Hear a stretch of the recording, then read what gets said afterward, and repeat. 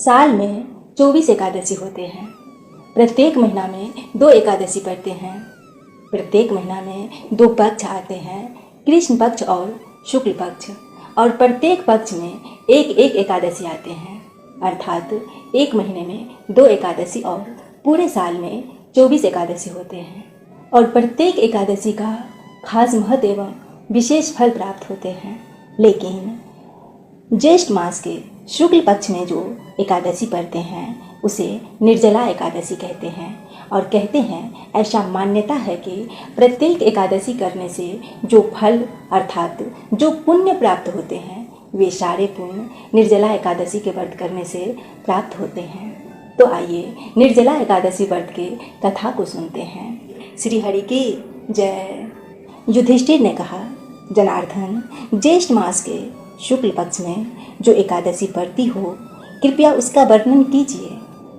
तब भगवान श्री कृष्ण बोले, राजन, इसका वर्णन परम धर्मात्मा सत्यवती नंदन व्यास जी करेंगे, क्योंकि ये संपूर्ण शास्त्रों के तत्वज्ञ और वेद वेदांगों के पारंगत विद्वान है।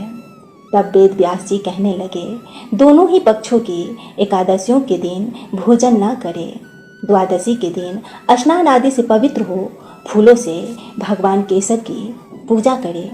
फिर नित्य क्रम समाप्त होने के पश्चात पहले ब्राह्मणों को भोजन देकर अंत में स्वयं भोजन करें। राजन, जननान सोच और मरनान सोच में भी एकादशी को भोजन नहीं करना चाहिए। यह सुनकर भीमसेन बोले, परम बुद्धिमान पितामह, मेरी उत्तम बात सुनिए। राजा युधिष्ठिर, माता कुंती, द्रौपदी, अर्जुन, नकुल और सहदेव ये एकादशी को कभी भोजन नहीं करते तथा मुझसे भी हमेशा यही कहते हैं कि भीमसेन, तुम भी एकादशी को न खाया करो। किंतु मैं उन लोगों से यही कहता हूँ कि मुझसे भूख नहीं सही जाएगी। भीमसेन की बात सुनकर व्यास जी ने कहा, यदि तुम्हें स्वर्ग लोक की प्राप्ति अभीष्ट है और नरक को दूषित समझते हो तो दोनों पक्षों की एकादशी के दिन भोजन न करो।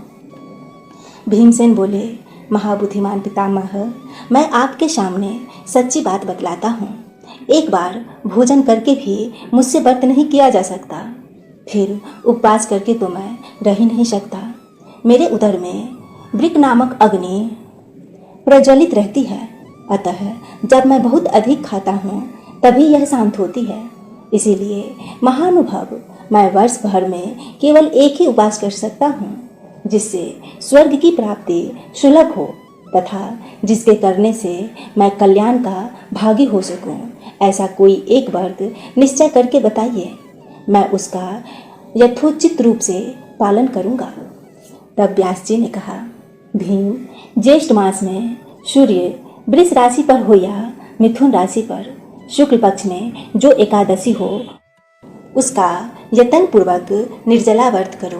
केवल कुल्ला या आचमन करने के लिए मुख में जल डाल सकते हो। उसको छोड़कर किसी प्रकार का जल विद्वान पुरुष मुख में न रखे, अन्यथा व्रत भंग हो जाता है। एकादशी को सूर्य उदय से लेकर दूसरे दिन के सूर्य उदय तक मनुष्य जल का त्याग करे तो यह व्रत पूर्ण होता है। तदंतर प्रभात काल में स्नान करके ब्राह्मणों को विधिवत पूर्वक जल और स्वर्ण का दान करे। इस प्रकार सब कार्य पूरा करके जितेंद्रिय पुरुष ब्राह्मणों के साथ भोजन करे। वर्ष भर में जितनी एकादशी होती है उन सब का फल निर्जला एकादशी के सेवन से मनुष्य प्राप्त कर लेता है, इसमें तनिक भी संदेह नहीं।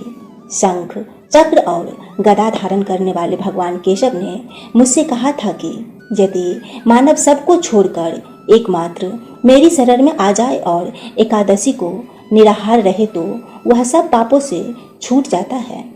एकादशी व्रत करने वाले पुरुष के पास विशालकाय, विकराल आकृति और काले रंग वाले दंड पश्चाधारी भयंकर यमदूत नहीं जाते हैं।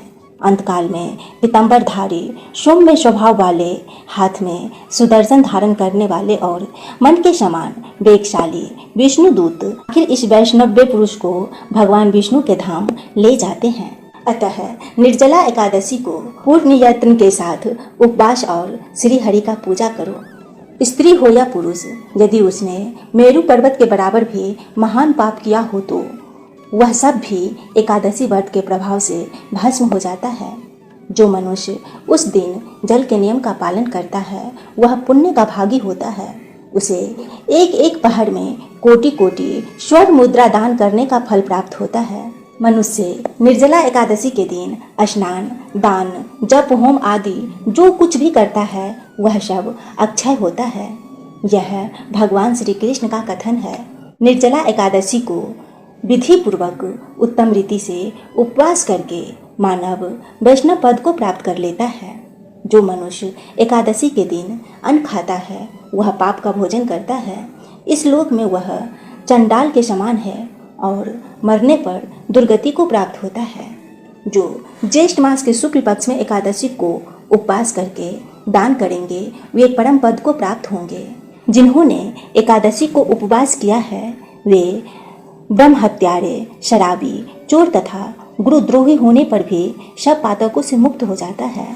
कुंती नंदन, निर्जला एकादशी के दिन श्रद्धालु स्त्री पुरुष के लिए जो विशेष दान और कर्तव्य विहित है उन्हें सुनो। उस दिन जल में शयन करने वाले भगवान विष्णु का पूजन और जलमयी धेनु का दान करना चाहिए अथवा प्रत्यक्ष धेनु या घृतमयी धेनु का दान उचित है। पर्याप्त दक्षिणा और भांति भांति के मिष्ठानों द्वारा यत्न पूर्वक ब्राह्मणों को संतुष्ट करना चाहिए।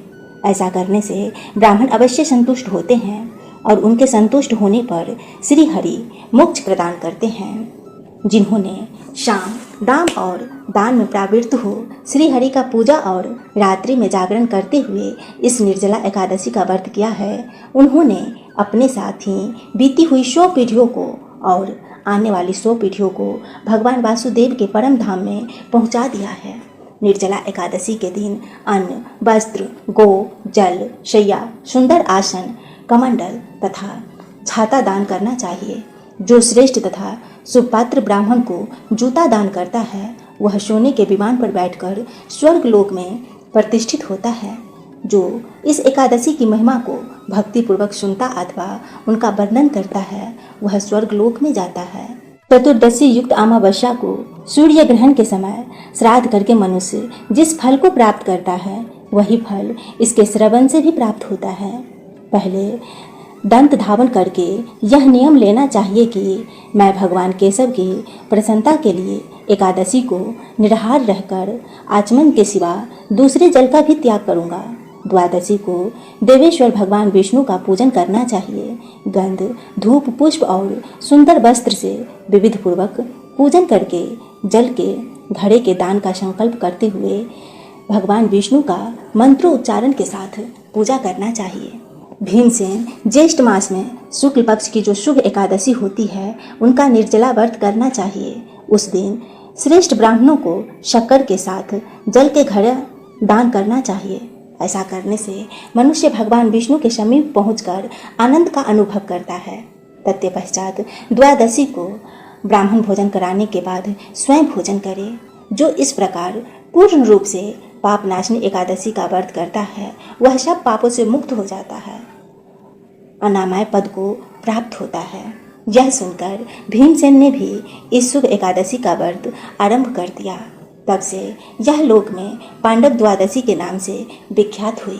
इसी के साथ निर्जला एकादशी व्रत के यह कथा समाप्त हुई। अगर यह कथा सुनने में अच्छा लगा हो तो वीडियो को लाइक, शेयर एवं चैनल को सब्सक्राइब करिएगा। मिलते हैं हम आपसे अपने किसी और कथा के साथ। तब तक के लिए श्री हरि की जय।